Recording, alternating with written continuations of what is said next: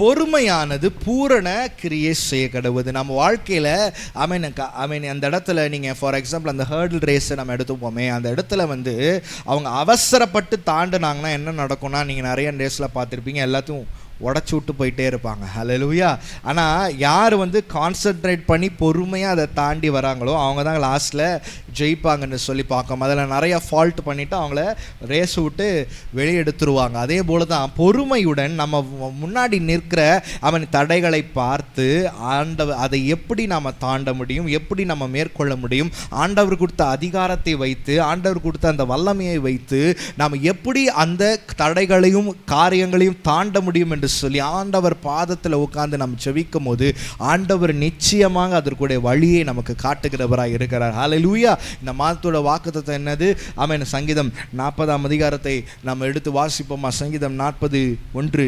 இந்த இடத்துல நம்ம வாசிங்க, பொறுமையுடன் காத்திருந்தோம். ஹல்லேலூயா. ஆண்டவருக்கு பொறுமையுடன் நீங்க காத்திருக்கும் போது உங்களோட சூழ்நிலைகளை ஆண்டவர் மாற்றுகிறவராய் இருக்கிறார். உங்க கூக்குரலை ஆண்டவர் கேட்கிறவராய் இருக்கிறார். ஹல்லேலூயா.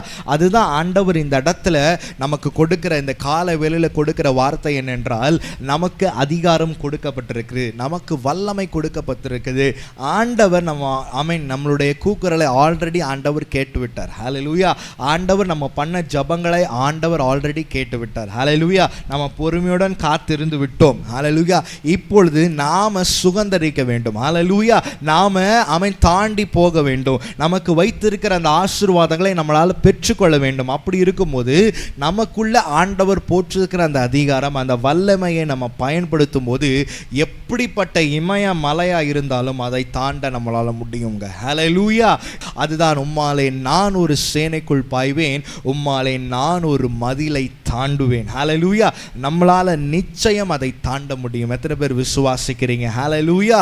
எத்தனை பேர் விசுவாசிக்கிறீங்க? எனக்கு முன்பா இருக்கிற அந்த தடையை நான் தாண்டி போவேன்.